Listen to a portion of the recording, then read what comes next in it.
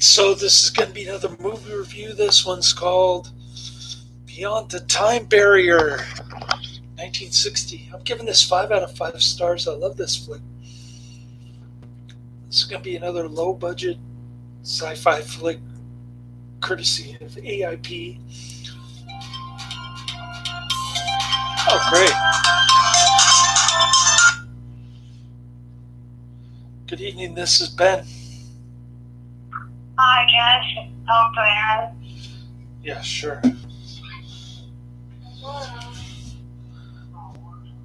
Here we go again.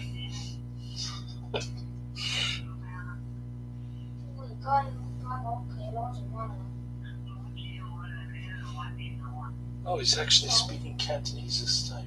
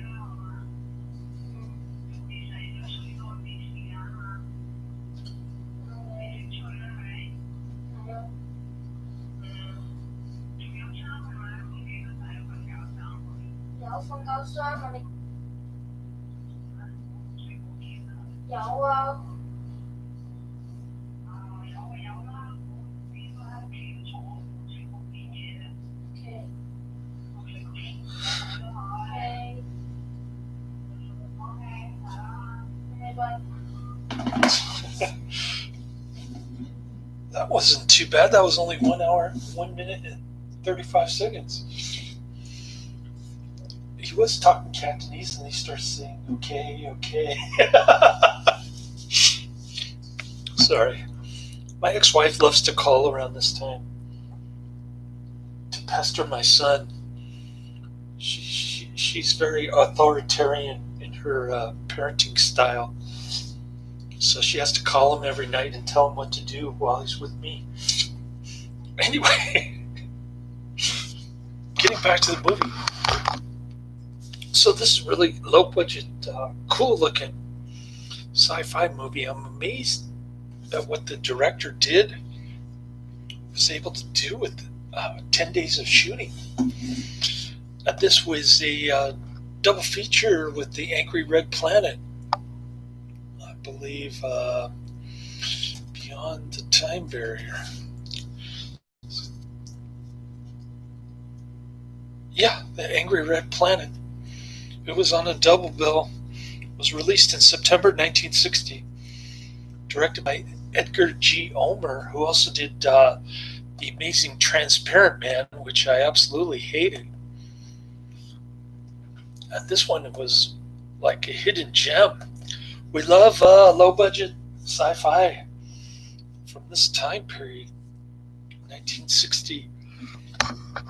Reminded me of the early Doctor Who stuff from 1962, I think. William Hartnell, then there was Patrick Troughton, John Pertwee, that kind of stuff. The first three Doctors. So this pilot, he goes in a supersonic jet plane, and he flies up into outer space for some unknown reason. Then he enters a time warp to the year 2024, which is just 4 years from now. And I think 1971, the atomic radiation from atomic bomb tests destroys the ozone layer, and the cosmic rays turn humans into mutants. They're driven underground.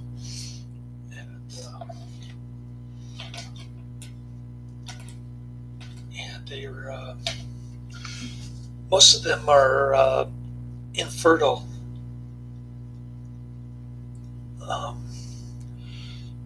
dumb, and deaf. as a result of the cosmic ray radiation from the sun. And um, so he ends up in an abandoned airfield. He doesn't know what's going on. Then he travels to the Citadel, which is the underground layer of the people who are dying. There's only one girl there who's fertile, and she takes a liking to the air pilot. He still doesn't know what's going on, but she can read his thoughts somehow. And they go to the Scapes, who are scheming to travel to their own time. The evil Scape lady, the Russian, she releases all the mutants from the pit, and there's mass chaos going around. They were trying to convince him that he has to go back to his own time to convince his people not to do any more atomic bomb tests, to save the human race, essentially, by charting his pattern in reverse. But then they're scheming like they want to go back to their own times, and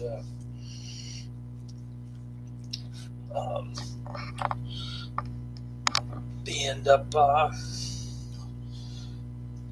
getting injured or dying, each one of them, including the air pilot's mind-reading girlfriend. So he brings her back to the Citadel to her grandfather, the supreme leader. He's distraught. He says, go ahead and try to go back in time and save your people from this kind of thing happening, where the entire human race is doomed. So, yeah, pretty cool. Love this flick. I thought it was great. I thought the director did a lot with the low budget that he had for AIP. Of course, it's in glorious black and white. It's got some cool sci-fi background noise, like that kind of stuff. And yeah, I definitely got into this movie. I couldn't stop watching it. Normally, if I get bored with a movie, I'll take a nap during my summer vacation with my son. But this one, I tried to watch for most of it without any break, because it was so entertaining and great sci-fi from 1960. Highly recommended. Check it out. I'll post the movie and the trailer in the description box. They're kind of combined together. The movie comes first and then the trailer, but yeah. This video on YouTube only has 160 views. So I'll post the link to that. It was uploaded by somebody that I never heard of, but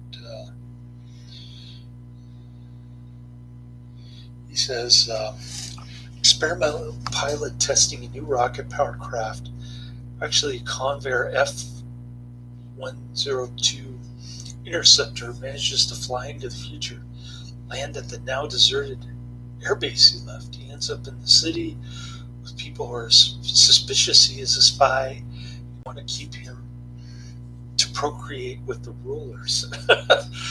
Well, it's really the ruler's granddaughter that they're trying to get him to procreate with. And it doesn't work out because she ends up dying towards the end. And so he's their only hope to go back in the future after she dies. She's the only fertile one there. supposedly. Anyways, cool flick. I'll post the link, like I said, in the description box. Highly recommend it. Check it out. Laters.